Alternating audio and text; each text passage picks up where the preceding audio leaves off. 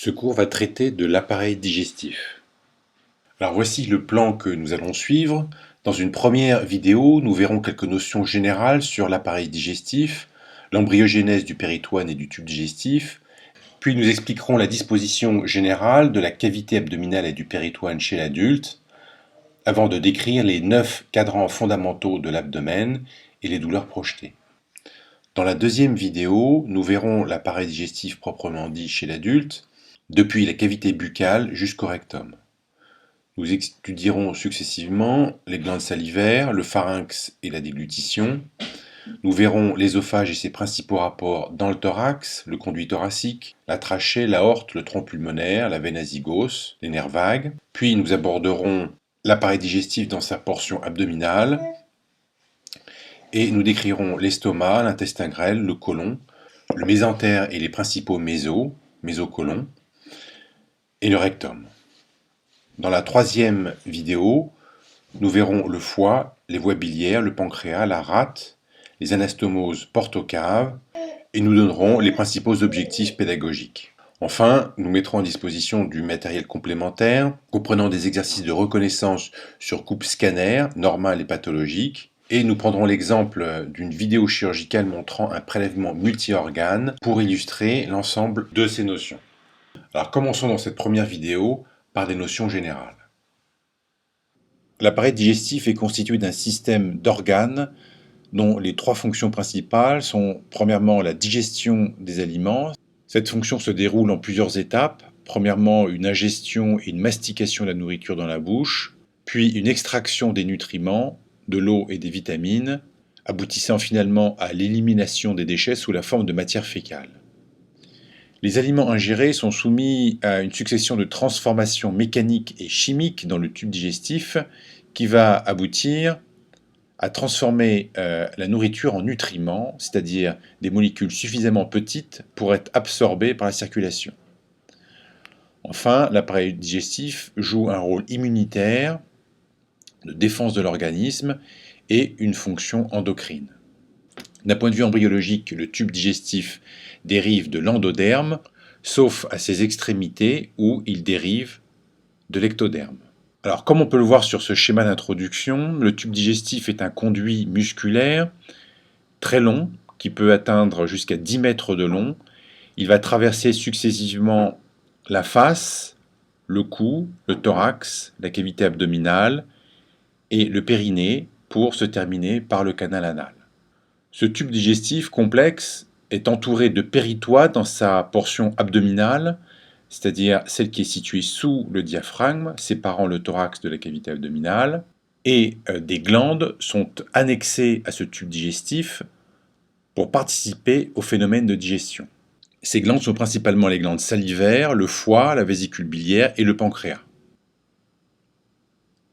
Nous commencerons par voir succinctement la cavité buccale, dont le rôle est d'ingérer les aliments et de les mastiquer pour les transmettre au pharynx et à l'ésophage. Dans la cavité buccale participent à la digestion les dents, la langue, les glandes salivaires, dont les principales sont la glande parotide, submandibulaire et sublinguale que nous décrirons plus tard. Le bol alimentaire, une fois mastiqué et imprégné de salive, va être transmis au pharynx, qui est au carrefour entre les voies aériennes, avec notamment le larynx en avant, et les voies digestives, c'est-à-dire l'ésophage en arrière. L'ésophage est un conduit musculaire qui va traverser le thorax, après une courte portion dans le cou. L'appareil digestif est constitué d'un système d'organes dont les trois fonctions principales sont premièrement la digestion des aliments. Cette fonction se déroule en plusieurs étapes. Premièrement, une ingestion et une mastication de la nourriture dans la bouche, puis une extraction des nutriments, de l'eau et des vitamines, aboutissant finalement à l'élimination des déchets sous la forme de matière fécale. Les aliments ingérés sont soumis à une succession de transformations mécaniques et chimiques dans le tube digestif qui va aboutir à transformer la nourriture en nutriments, c'est-à-dire des molécules suffisamment petites pour être absorbées par la circulation. Enfin, l'appareil digestif joue un rôle immunitaire, de défense de l'organisme et une fonction endocrine. D'un point de vue embryologique, le tube digestif dérive de l'endoderme, sauf à ses extrémités où il dérive de l'ectoderme. Alors, comme on peut le voir sur ce schéma d'introduction, le tube digestif est un conduit musculaire très long, qui peut atteindre jusqu'à 10 mètres de long. Il va traverser successivement la face, le cou, le thorax, la cavité abdominale et le périnée pour se terminer par le canal anal. Ce tube digestif complexe est entouré de péritoires dans sa portion abdominale, c'est-à-dire celle qui est située sous le diaphragme, séparant le thorax de la cavité abdominale, et des glandes sont annexées à ce tube digestif pour participer au phénomène de digestion. Ces glandes sont principalement les glandes salivaires, le foie, la vésicule biliaire et le pancréas. Nous commencerons par voir succinctement la cavité buccale, dont le rôle est d'ingérer les aliments et de les mastiquer pour les transmettre au pharynx et à l'ésophage. Dans la cavité buccale participent à la digestion les dents, la langue, les glandes salivaires, dont les principales sont la glande parotide, submandibulaire et sublinguale que nous décrivons plus tard.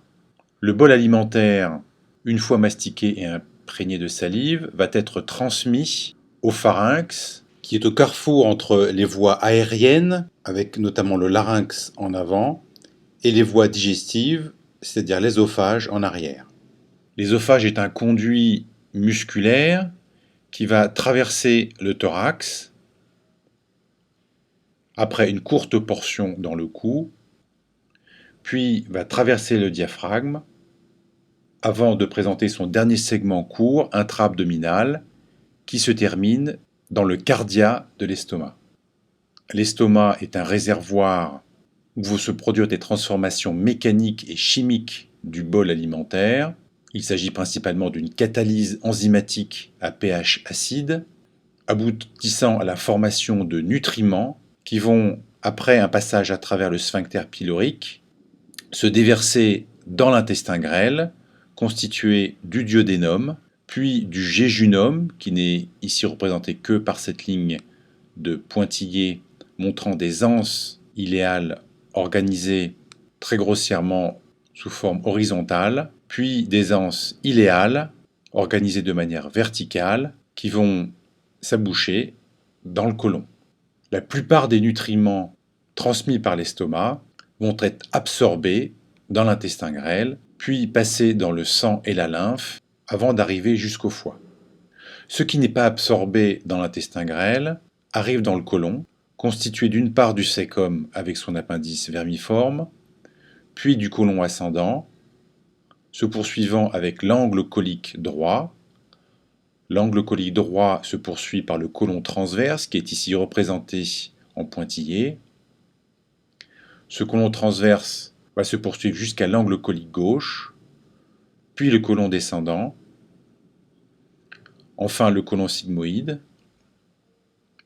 qui se poursuit par le rectum, en regard de S3, le rectum pelvien, et enfin le rectum périnéal ou canal anal, entouré du sphincter anal. On voit que le côlon forme ici un cadre. Sa principale fonction est d'absorber l'eau et transformer le reste du bol alimentaire en matière fécale ou fesses qui vont s'accumuler dans le rectum avant d'être éliminés par l'extérieur. Alors, de manière générale, le tube digestif est constitué de l'intérieur vers l'extérieur d'une muqueuse en contact direct avec les aliments, puis d'une couche sous-muqueuse qui est richement vasculaire et qui va donc avoir pour fonction d'absorber les nutriments et de les transmettre à la circulation porte, puis d'une couche de cellules musculaires lisses, à l'origine des mouvements dits de péristaltisme, c'est-à-dire de contraction lente, permettant la progression des aliments dans le bon sens, comme on peut le voir sur cette vidéo prise lors d'une intervention chirurgicale par cœlioscopie, où vous pouvez voir en mouvement l'intestin grêle animé de ces fameuses contractions péristaltiques. Nous verrons qu'il existe des sphincters à différents endroits du tube digestif, qui constituent donc des barrières temporaires à la progression des aliments. Il existe un sphincter à la partie supérieure de l'ésophage, un sphincter fonctionnel lorsque l'œsophage traverse le diaphragme, un sphincter au niveau du pylore, la jonction entre l'estomac et le duodénum, et un sphincter anal qui contrôle l'émission des matières fécales. À ce tube digestif sont annexées des glandes. Nous avons cité les glandes salivaires. Au niveau abdominal se trouve la glande hépatique, qui est la plus grosse glande de l'organisme, avec appendue à sa face inférieure la vésicule biliaire, qui va stocker la bile produite par le foie avant de l'éliminer par le canal cystique puis le canal cholédoque dans le deuxième duodénum. Une autre glande majeure annexée au tube digestif est la glande pancréatique, représentée ici en vert, qui va avoir une fonction à la fois endocrine et exocrine, participant au phénomène global de digestion et produisant les enzymes nécessaires notamment à la régulation de la glycémie. La plupart de ces éléments dans la cavité abdominale sont entourés d'une membrane séreuse, nommée le péritoine, qui va avoir un rôle de soutien des organes, mais aussi un rôle de lame porte-vaisseau, apportant ainsi aux organes leurs principales artères, veines, vaisseaux lymphatiques et nerfs. Alors, concernant la vascularisation, il existe à l'étage abdominal principalement 3 artères qui sont le tronc cœliaque, l'artère mésentérique supérieure et l'artère mésentérique inférieure. De manière moins importante, on peut citer aux extrémités, notamment au niveau du rectum périnéal, une participation de l'artère iliaque interne avec des branches que nous décrirons plus tard.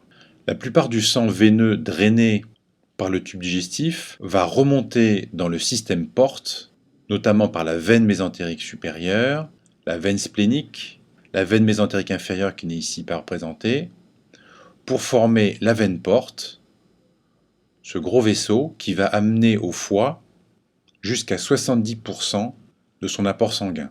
Nous avons donc là un système veineux tout à fait particulier qui amène le sang à un organe, en l'occurrence le foie ou glande hépatique, où vont être métabolisés tous les nutriments absorbés par le tube digestif. Nous verrons par la suite que le foie a de multiples fonctions, notamment d'épuration, de synthèse et de stockage. Enfin, tout ce système digestif reçoit une innervation végétative, à la fois parasympathique provenant des nerfs vagues et sympathique par les nerfs splanchniques et les chaînes paravertébrales. Il est important de signaler qu'il existe à l'intérieur du côlon une flore intestinale bactérienne extrêmement riche que l'on nomme le microbiote, qui pourrait jouer un rôle fondamental en participant aux transformations chimiques de la digestion. La fonction du microbiote commence seulement à être connue. Il est maintenant admis qu'un déséquilibre de la flore intestinale pourrait jouer un rôle important dans le développement de certaines maladies comme le diabète, l'obésité ou certains cancers. Le rôle de certaines bactéries dans le développement de pathologies chroniques est maintenant bien établi, comme par exemple l'imputation de la bactérie Campylobacter dans la survenue d'ulcères et de cancers de l'estomac. On voit donc que l'appareil digestif est constitué d'une succession d'organes complexes ayant chacun une fonction bien définie et destinés au processus de digestion des aliments, aboutissant à la transformation du bol alimentaire en matière fécale. Le tube digestif traverse la face, le cou, le thorax, mais la plus grande partie de ce que nous allons décrire aujourd'hui concerne ce qui se trouve dans la cavité abdominale et qui est presque entièrement entouré de péritoine.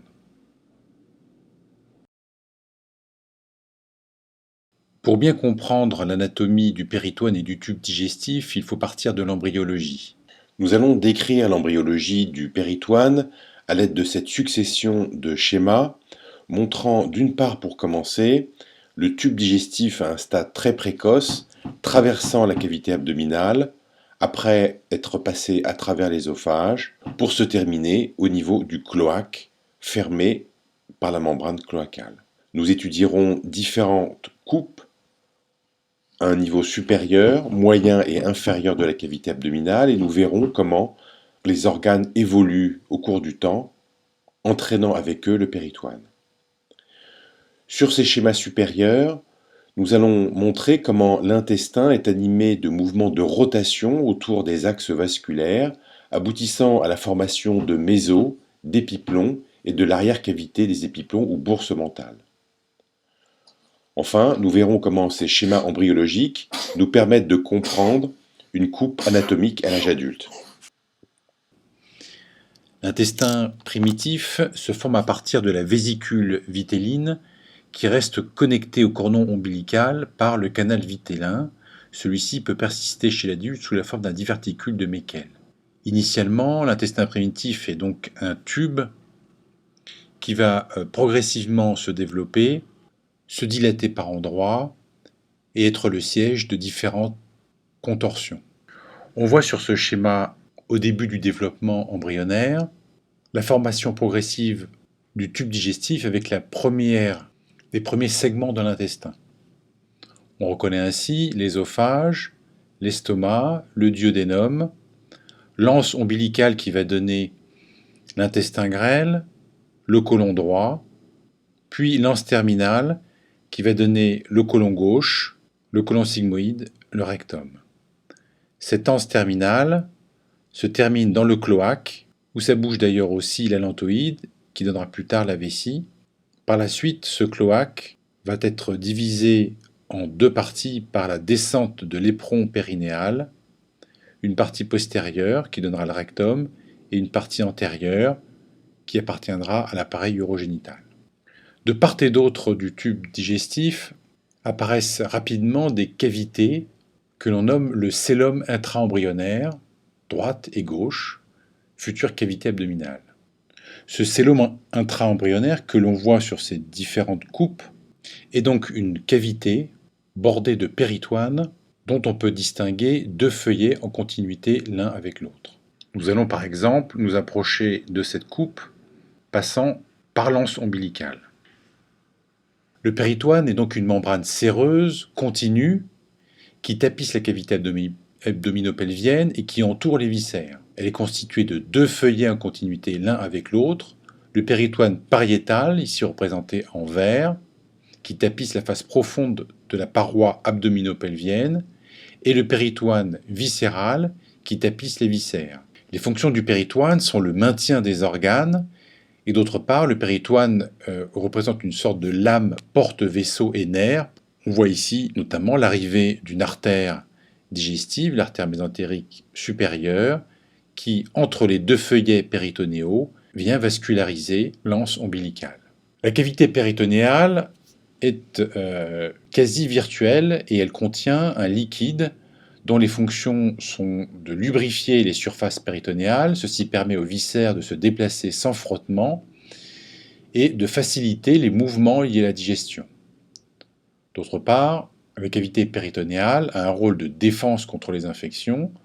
En effet, le liquide péritonéal est résorbé par le système lymphatique, principalement à la face inférieure du diaphragme, qui est constamment en mouvement, ce qui favorise l'absorption du liquide. L'accumulation anormale de liquide dans la cavité péritonéale est ce qu'on appelle une ascite chez l'adulte. Ces feuillets péritonéaux vont constituer ce qu'on appelle un méso, reliant la partie du tube digestif en question à la paroi postérieure, c'est ce qu'on appelle le mésentère dorsal, ou à la partie antérieure, au niveau de l'estomac, c'est ce qu'on appelle le mésentère ventral. Il existe un Mésentère dorsal qui va relier l'ensemble de l'intestin à la paroi postérieure, où se trouve l'aorte abdominale, d'où vont naître les vaisseaux vascularisant les différents segments de l'intestin. En revanche, le mésentère ventral n'est que partiel, en avant de l'anse gastrique uniquement. Ainsi, si l'on fait cette fois-ci une coupe passant par la partie supérieure de la cavité abdominale, on retrouve l'estomac, son méso postérieur ou mésogastre dorsal, qui reçoit les vaisseaux sanguins naissant de l'aorte vascularisant cette région, mais il existe aussi un mésogastre ventral qui relie l'estomac à la paroi antérieure de l'embryon. Sur ce schéma en haut à gauche sont représentés en 3 dimensions le tube digestif, le péritoine viscéral tapissant les organes et délimitant en arrière le mésentère dorsal et en avant le mésentère ventral qui encore une fois est incomplet. Alors, comme on le note sur ce schéma, il existe une individualisation progressive des différents segments de l'intestin primitif, chacun étant vascularisé par une artère naissant de l'aorte abdominale. On distingue ainsi plusieurs mésos, nommés en fonction de la portion de l'intestin qu'ils relient à la paroi. En ce qui concerne l'estomac, on parle de mésogastre dorsal et de mésogastre ventral, dans lequel, on verra, se développe notamment le foie. D'autre part, nous allons voir que la rate et le pancréas se développent dans le mésogastre dorsal, notamment au moment de la rotation de l'estomac. Si l'on s'intéresse un peu plus au mésogastre ventral, on constate qu'il existe une partie postérieure qui donnera plus tard le petit omentum et une partie antérieure en avant du foie qui deviendra le ligament falciforme et le ligament rond reliant le foie à la paroi et à l'ombilic. Faisons suite à l'anse gastrique, se trouve l'anse duodénale qui va être reliée en arrière, cette fois-ci par le mésoduodénum, puis l'anse ombilicale qui donnera l'intestin grêle, le cécum, le côlon droit et le côlon transverse, reliés à la paroi postérieure par le mésentère commun. Enfin, l'anse terminale, celle qui donnera le côlon gauche, le sigmoïde et le rectum, est reliée à la paroi postérieure par le mésoterminal. Vous voyez qu'à chacune de ces parties correspond une artère. Le tronc cœliaque est l'artère qui va vasculariser les éléments du mésogastre. L'artère mésentérique supérieure va vasculariser ce qui va dériver de l'anse ombilicale. Et enfin, l'artère mésentérique inférieure va vasculariser les dérivés de l'anse terminale. On a représenté enfin les artères ombilicales qui ne jouent pas vraiment de rôle ici et qui vont d'ailleurs s'obstruer avec le temps dans leur portion terminale de part et d'autre de la vessie.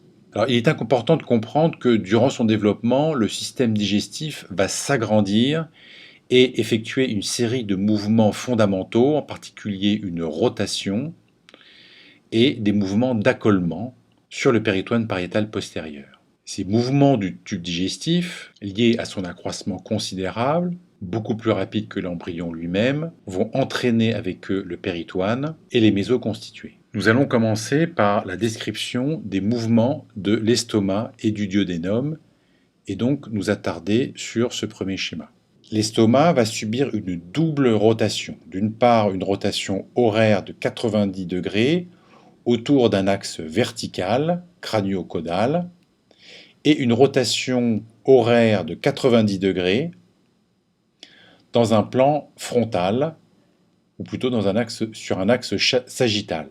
La rotation de l'estomac autour de l'axe vertical fait que le bord antérieur de l'anse gastrique va regarder vers la droite et devenir la petite courbure. Le bord postérieur va regarder vers la gauche et devenir la grande courbure de l'estomac. Cette rotation sur l'axe vertical aboutit aussi à la formation de la bourse omentale entre l'estomac et le petit omentum en avant et le pancréas en arrière. La rotation dans le plan frontal fait que la jonction pyloro-duodénale, c'est-à-dire entre l'estomac et le duodénum, va se placer à droite de l'aorte et le cardia, ou la partie supérieure de l'estomac, va se porter à gauche. On voit entre ces deux schémas comment l'estomac a tourné autour de l'axe vertical, aboutissant à la formation de la petite courbure et de la grande courbure. Nous allons maintenant le voir différemment sur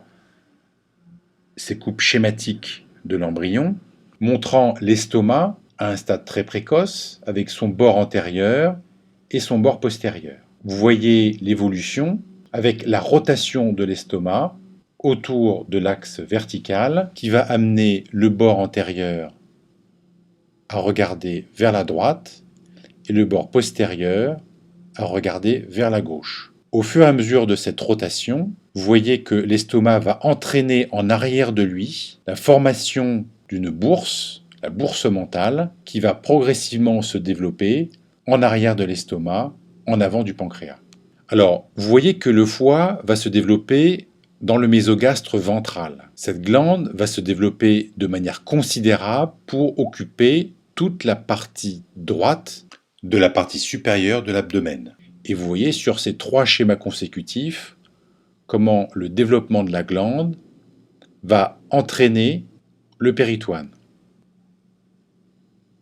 Donc toute cette partie ici est donc le mésogastre ventral qui initialement était limité à cette partie. Dans le mésogastre dorsal, qui va aussi s'allonger avec la rotation de l'estomac, vont apparaître progressivement le pancréas et la rate. Donc vous avez bien compris que toute cette zone montrée actuellement par la flèche est le mésogastre dorsal dans lequel se développent ces deux organes. Encore une fois, du fait de la rotation de l'estomac, du développement considérable du foie et de ces deux organes, on aboutit à un étirement du péritoine et à la formation de cette bourse mentale ou arrière-cavité des épiplombs. Les vaisseaux vont partiellement suivre ces mouvements des organes et du péritoine.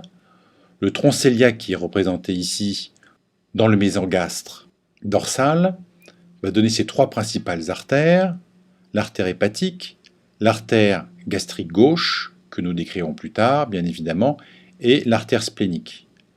Cette artère splénique, nous allons la retrouver ici au bord supérieur du pancréas avant qu'elle ne rejoigne la rate. Les deux autres artères du tronc cœliaque, artère hépatique et artère gastrique gauche, vont rejoindre respectivement le île du foie et la petite courbure gastrique. Elles vont former ici une sorte d'anneau artériel à l'entrée de la bourse mentale. Dans cette bourse mentale, on distingue d'ailleurs plusieurs parties, ce qu'on appelle le foramen de la bourse mentale et ce qui est situé entre les artères hépatiques et gastrique gauche. On l'appelle parfois aussi la porte rouge, car délimitée par des artères.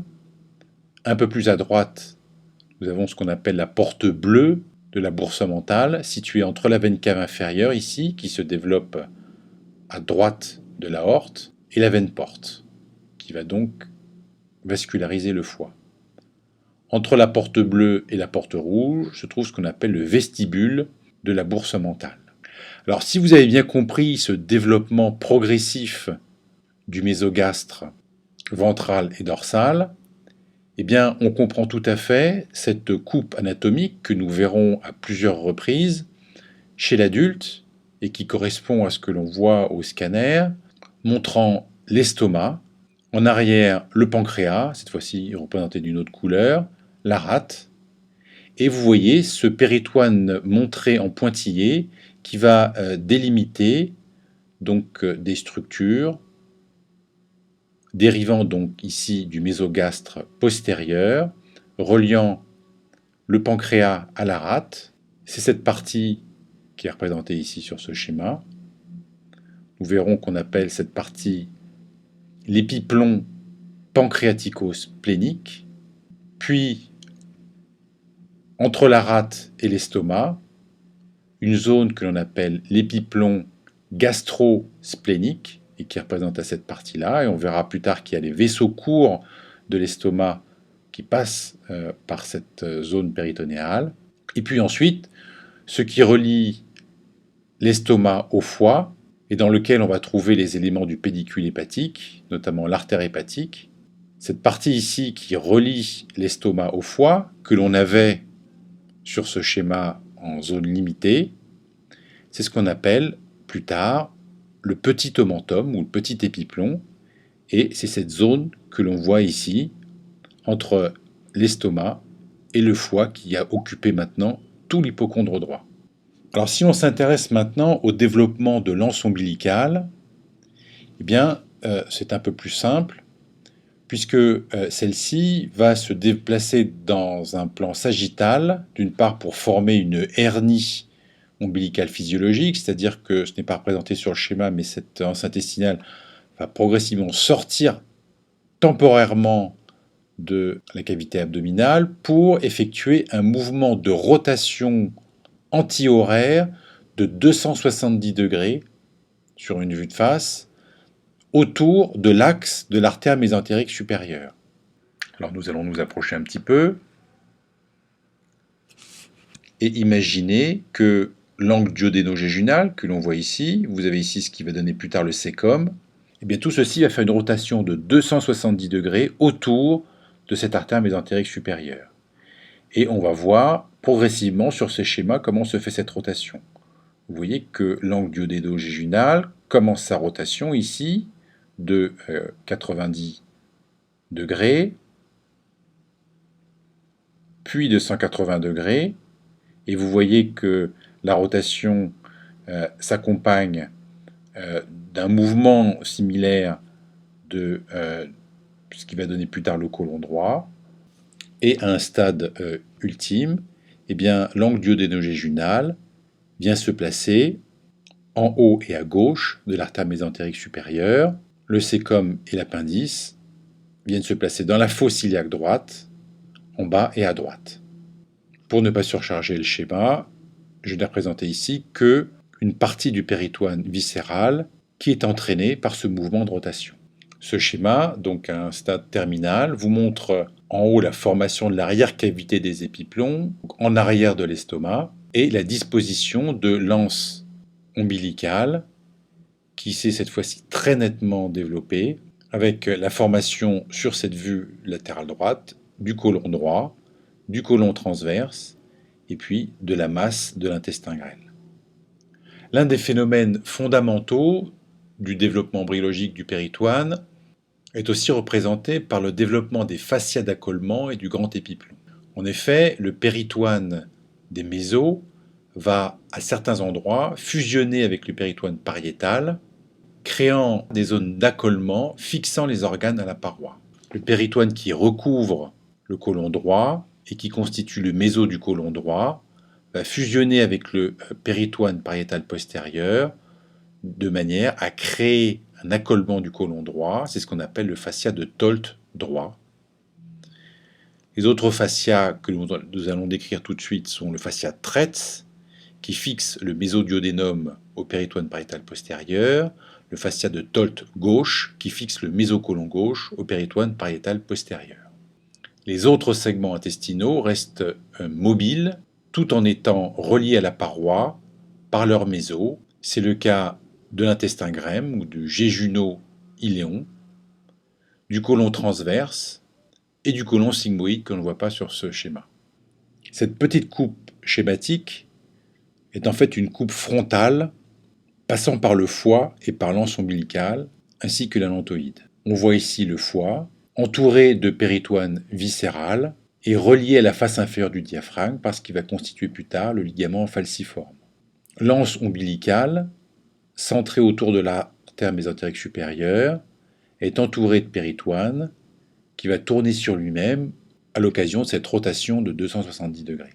Enfin, on voit ici le péritoine pariétal qui va donc recouvrir l'allantoïde en passant au-dessus. Tout ce qui est en dessous sera donc considéré comme sous-péritonéal. Alors voici, pour compléter ce chapitre sur l'embryologie du péritoine, une vue antérieure du tube digestif au cours de son développement et différentes coupes anatomiques. Sur ce premier schéma, en vue antérieure ou légèrement latérale gauche, on peut mettre en évidence la rotation de l'estomac autour de l'axe sagittal qui va amener la partie inférieure de l'estomac à se déplacer vers la droite, alors que la partie supérieure va se déplacer vers la gauche. On imagine un axe de rotation autour d'un axe sagittal passant par exemple par ce point. On note ici la formation du petit omentum qui correspond donc à une partie du mésogastre ventral reliant l'estomac au foie et qui est ici sectionné avant qu'il rejoigne le foie. Dans ce petit omentum, nous verrons plus tard que se trouve le pédicule hépatique avec notamment l'artère hépatique et la veine porte, ainsi que les voies biliaires. Intéressons-nous maintenant à ce qui se passe à l'étage inférieur. On retrouve cette rotation de 270 degrés de l'anse ombilicale autour de l'artère mésentérique supérieure. On voit ainsi que l'angle duodéno-jéjunal vient se placer progressivement en dessous, puis en haut et à gauche de l'artère mésentérique supérieure. On peut ainsi retrouver ce déplacement qui va aboutir au placement de l'angle duodéno-jéjunal à gauche. C'est donc ce point-là qui devient ce point-là. À un stade encore plus avancé, on voit que ce point est situé en arrière de l'estomac qui s'est développé très nettement vers le bas. En ce qui concerne le reste de l'anse ombilical. On voit que le cécum, après être passé à droite, va descendre progressivement dans la fosse iliaque droite, alors que s'allonge cette partie gauche ou inférieure de l'anse ombilicale. Cet allongement va aboutir à la formation du côlon droit et du côlon transverse.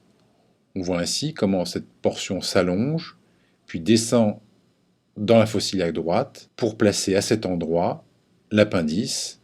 Comme nous l'avons dit initialement, cette anse ombilicale est reliée au cordon ombilical par le canal vitellin. Ce canal va ensuite s'obstruer et disparaître.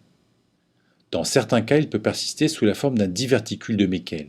On le retrouve ici sur ce schéma, toujours en regard de la terminaison de l'artère mésentérique supérieure.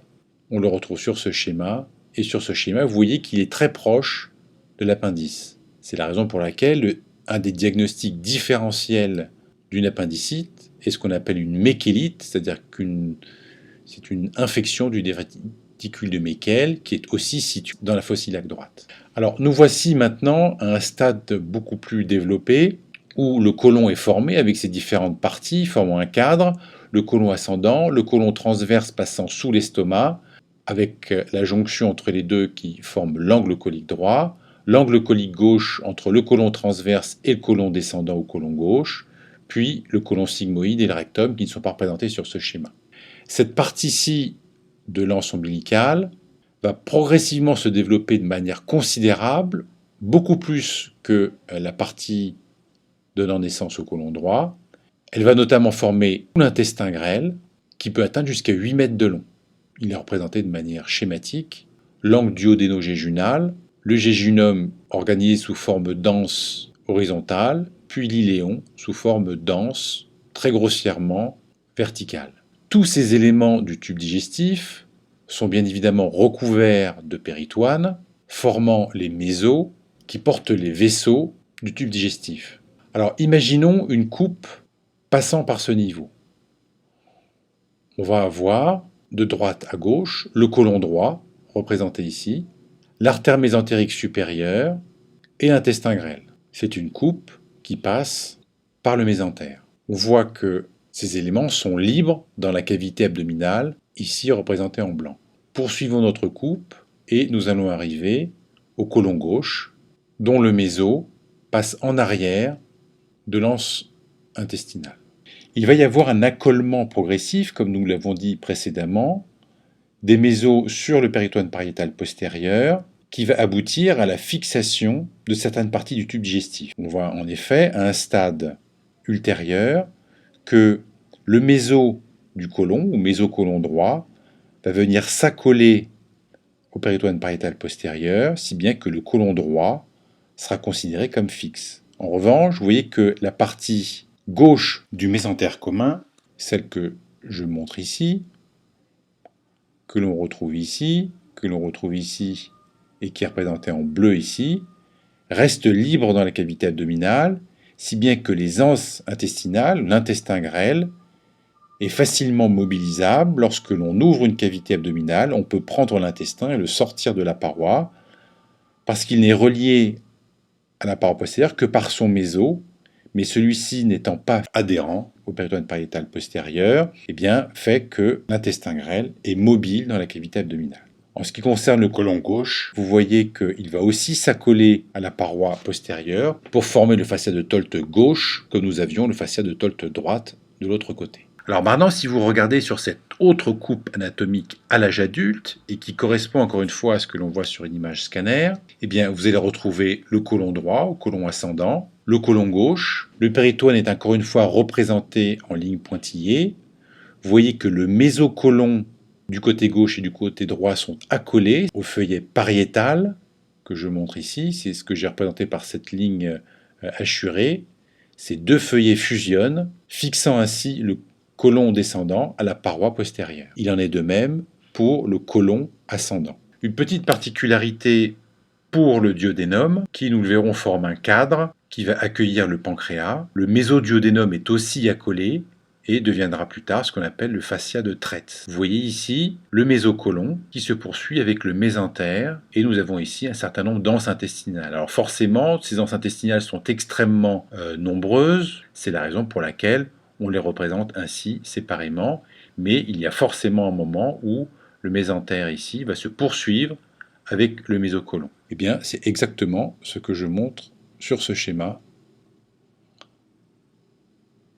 entre les deux jambages de l'anse ombilicale. Le tout étant centré par l'artère mésentérique supérieure qui va donner des branches vers la gauche pour l'intestin grêle et des branches vers la droite dans le mésocolon pour aller vasculariser le côlon.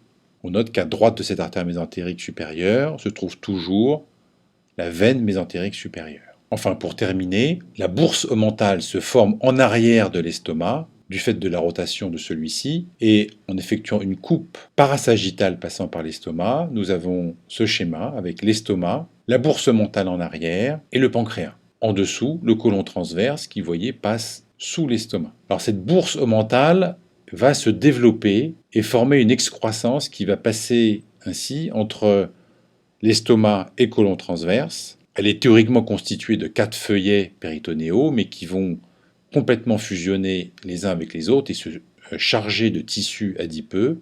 C'est ce qu'on appelle le grand omentum et qui est représenté ici par cette structure jaune remplie de tissus adipeux et que l'on assimile parfois à la serpillière de la cavité abdominale. En effet, il a été constaté que lorsqu'il existe une péritonite, par exemple, imaginons une perforation de l'appendice, processus inflammatoire, eh bien ce tissu graisseux va avoir tendance à combler ou à colmater les zones pathologiques ou perforées de l'intestin. Alors en définitive, il existe des zones mobiles du tube digestif et des zones immobiles du fait de ces accolements. En vert sont représentées les zones fixes, enfin plutôt relativement fixes parce qu'on peut quand même un peu tirer dessus, que sont les fascias de Tolt droit et fascia de Tolt gauche. Le jéjunum et l'iléon restent en revanche mobiles, car leur péritoine ne s'accole pas. Le mésentère permet donc une mobilité de l'intestin grêle.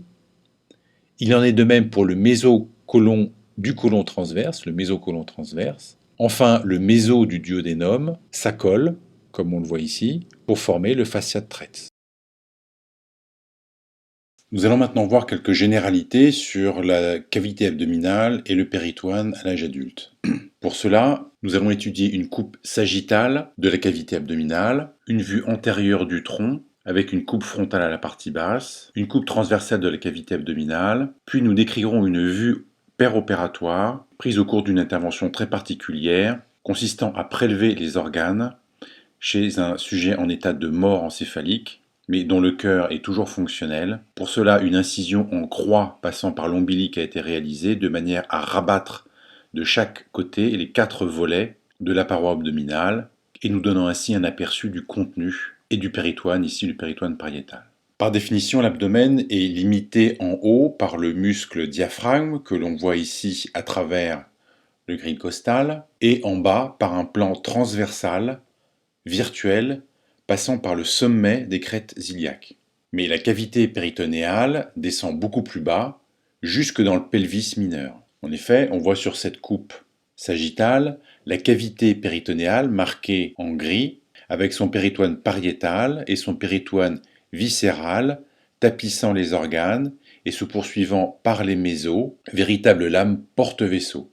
Les parois de l'abdomen sont limitées par des muscles que nous verrons très succinctement dans cette diapositive. On parle de muscles larges de l'abdomen pour décrire les muscles transverses, oblique interne, oblique externe. En avant, le muscle grand droit. En arrière, les muscles carrés des lombes et psoas. En arrière, la cavité abdominale est limitée par le rachis. Donc par définition, l'abdomen est ce qu'il y a au-dessus des crêtes iliaques et qui s'arrête au diaphragme. En dessous se trouve le pelvis majeur, dont la limite inférieure est le détroit supérieur, défini notamment par la ligne arquée, le bord antérieur des ailes sacrées, le promontoire et le bord supérieur du pubis. Mais la limite entre l'abdomen et le pelvis majeur est arbitraire, puisqu'il y a dans le pelvis majeur des éléments du tube digestif qui d'ailleurs vont se poursuivre jusque dans le pelvis mineur, c'est-à-dire en dessous du détroit supérieur. On a notamment dans les fosses iliaques droite et gauche le cécum et le sigmoïde.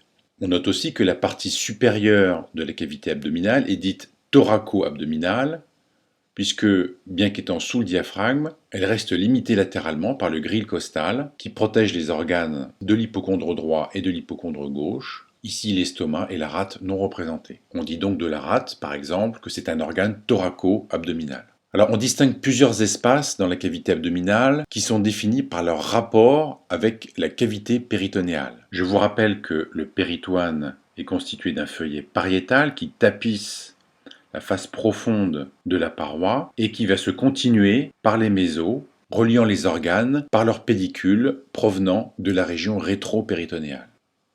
C'est ce que l'on voit sur ce schéma avec l'artère mésentérique supérieure qui va se poursuivre dans le mésentère, dans le mésocolon droit. Alors on dit d'un organe qu'il est extra-péritonéal s'il est situé à l'extérieur de l'espace limité par le péritoine pariétal, donc à l'extérieur de cette cavité péritonéale. On distingue ainsi l'espace rétro-péritonéal, en arrière de la cavité péritonéale, qui contient l'aorte, la veine cave inférieure, les reins de chaque côté, surmontés des glandes suprarénales, des éléments nerveux et lymphatiques. On parle de région rétro-péritonéale médiane, où se trouvent ces gros vaisseaux, et de région rétropéritonéale latérale droite et latérale gauche. Si l'on regarde maintenant cette coupe sagittale, on dit des organes qui sont situés sous la cavité péritonéale, qu'ils sont donc sous-péritonéaux. Il s'agit de la vessie,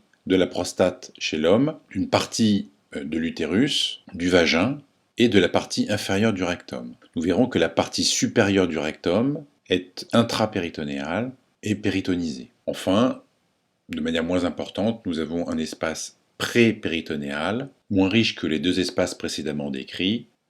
Par définition, l'espace intrapéritonéal est situé à l'intérieur de l'espace limité par le péritoine pariétal. C'est donc tout ce qui va se trouver entouré par cette ligne pointillée. Ces organes sont presque totalement entourés de péritoine viscéral. C'est le cas de l'estomac, du foie, de l'intestin grêle, sauf bien sûr à l'endroit où se termine le méso. Par exemple, si on prend cette anse intestinale, elle est entièrement recouverte de péritoine, sauf à l'endroit où arrive le méso. On parle ici de bord mésentérique. À cet endroit-là, le péritoine s'écarte pour laisser passer les vaisseaux qui vont vasculariser l'organe. On dit de ces organes qu'ils sont intrapéritonéaux, péritonisés. À noter que certains organes ont des rapports avec le péritoine qui varient. Encore une fois, la partie haute du rectum est intrapéritonéale, la partie basse est sous-péritonéale, et enfin on aura une portion qui va traverser le périnée, c'est le canal anal. L'ovaire, chez la femme, est le seul organe situé dans la cavité péritonéale sans être recouvert de péritoine. On dit qu'il est intrapéritonéal vrai, non péritonisé.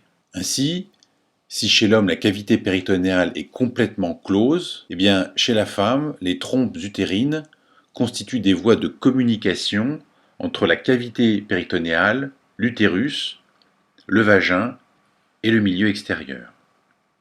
Agrandissons cette zone pour voir que, au moment de l'ovulation, l'ovaire va produire un ovule qui va être capté par la trompe utérine.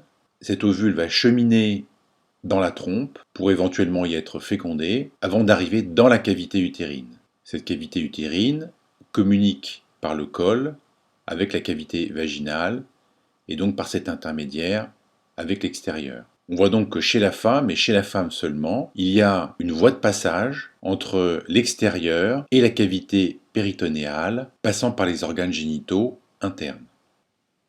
Alors, comme nous l'avons dit à plusieurs reprises, lors du développement de l'appareil digestif, les contorsions du tube digestif et le développement des glandes annexes sont à l'origine de la formation de structures péritonéales.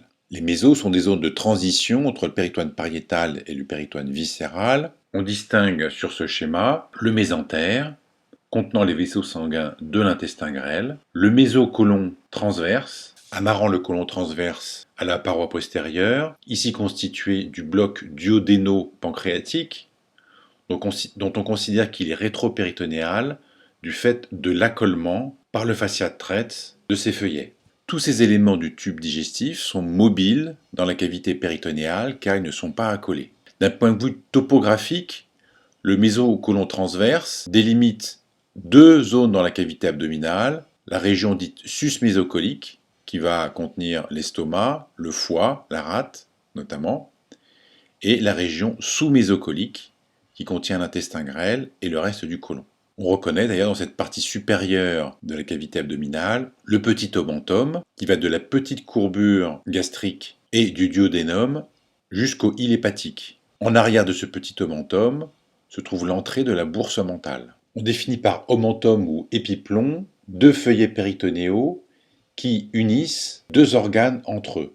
Il s'agit donc du cas du petit omentum, mais aussi de l'épiplon gastrosplénique et pancréatico-splénique dérivant du mésogastre postérieur et que nous avons vu sur une précédente coupe que je vous remontre maintenant. Voici notamment sur cette coupe à l'étage sus-mésocolique l'épiplon pancréatico-splénique reliant la queue du pancréas à la rate et qui est donc constitué de ces deux feuillets péritonéaux qui, je vous le rappelle, dérivent du mésogastre postérieur. L'épiplon gastro-splénique entre l'estomac et la rate est aussi visible sur ce schéma. Enfin, le petit omentum ou petit épiplon. À certains endroits, l'accolement des mésos au péritoine pariétal postérieur apporte une certaine fixité aux organes. On décrit le fascia de Tolt gauche, résultant de la fusion du péritoine du méso du côlon gauche au péritoine pariétal postérieur, que je montre ici. Le mésocolon droit est lui accolé en arrière par le fascia de Tolt droit et le bloc duodéno-pancréatique est accolé par le fascia de Treitz. L'innervation et la vascularisation du péritoine sont importantes à connaître dans la compréhension d'une douleur abdominale, notamment celle liée à une inflammation de la cavité abdominale. Alors retenez que l'innervation et la vascularisation du péritoine pariétal est la même que celle de la paroi qu'il tapisse. C'est-à-dire qu'il s'agit principalement d'une innervation somatique qui va être sensible à la pression, à la douleur, au chaud et au froid. En palpant la cavité abdominale, on appuie sur les muscles et le péritoine avec une sensation qui sera bien localisée. Pour rappel, le péritoine pariétal de la partie supérieure de la cavité abdominale est aussi innervé par le nerf phrénique. S'il existe une irritation péritonéale à ce niveau, elle peut se manifester par une douleur projetée dans les dermatomes du nerf phrénique, c'est-à-dire C4 au-dessus de l'épaule. Le péritoine viscéral va donc recevoir la même innervation que les organes qu'il tapisse, c'est-à-dire une innervation végétative. Les sensations péritonéales déclenchées par l'étirement des viscères ou des irritations chimiques, par exemple une perforation intestinale avec déversement du contenu dans la cavité abdominale à l'origine d'une péritonite, va entraîner des douleurs mal localisées et projetées sur les dermatomes des ganglions spinaux. On parle alors de douleurs projetées. Il est important de pouvoir situer sur un sujet vu de face les organes de la cavité abdominale. Ceux-ci peuvent en effet être le siège de multitudes de pathologies à l'origine principalement de douleurs dont la localisation aide au diagnostic. On distingue ainsi 9 cadrans sur la paroi abdominale antérieure qui vont chacun recouvrir une partie des organes abdominopelviens. Je rappelle que les organes de la cavité abdominale sont pour la plupart très mobiles. D'autre part, leur position peut varier d'un individu à l'autre. On délimite donc 9 cadrans définis par 3 lignes horizontales et 2 lignes verticales. Les 2 lignes verticales passent par définition par le milieu de la clavicule et se poursuivent jusqu'au milieu d'une ligne allant de l'épiniliaque antéro-supérieur au bord supérieur du pubis. On a donc 2 lignes ou 2 plans verticaux de chaque côté. Les lignes ou les plans horizontaux sont d'une part un plan reliant le sommet des 2 crêtes iliaques, au-dessus donc des épiniliaques antéro-supérieurs, un plan horizontal supérieur reliant le bord inférieur du rebord costal qui est palpable cliniquement et qui se projette en général en regard des vertèbres L2, L3, et enfin un plan horizontal passant grossièrement par les coupoles diaphragmatiques représentées en orange sur ce schéma.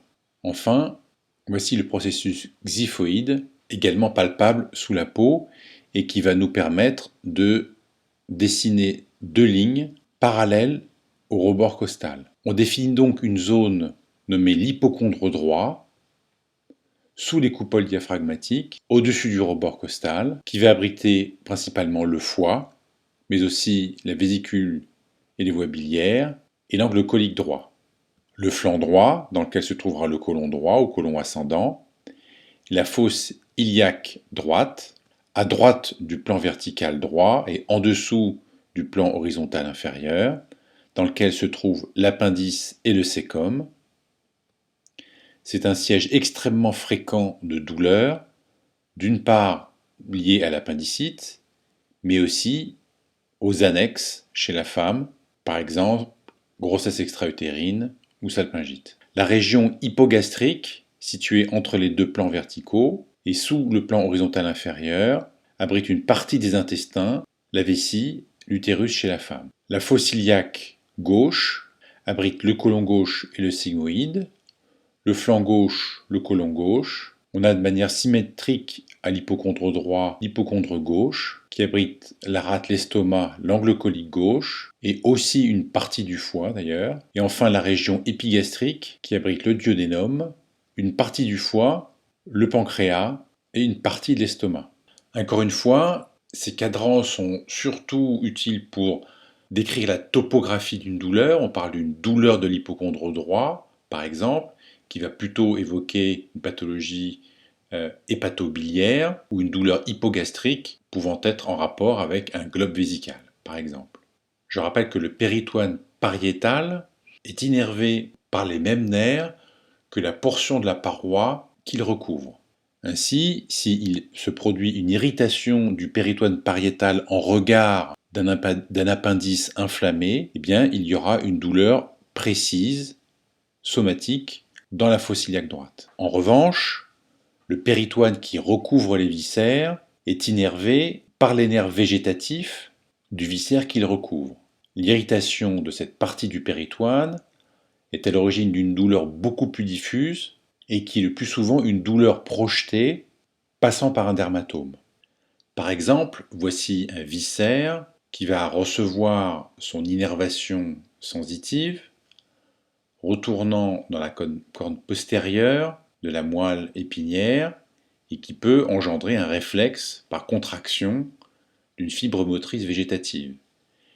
Mais vous voyez que ces fibres nerveuses vont aussi se mélanger avec des fibres somatiques qui vont passer par le même dermatome pour entraîner une contraction, par exemple, réflexe d'un muscle de la paroi abdominale innervé par le même dermatome, ou entraîner une douleur cutanée projetée dans le dermatome associé à ce viscère. C'est ainsi que, par exemple, vous voyez sur ce schéma, représentant les douleurs projetées, qu'une douleur appendiculaire peut remonter beaucoup plus haut que la zone de la fosse iliaque droite. Pour mémoire, je rappelle une des douleurs projetées les plus connues, celle qui correspond à une douleur cardiaque se projetant dans les dermatomes du cœur, qui peut toucher l'épaule et le bras gauche.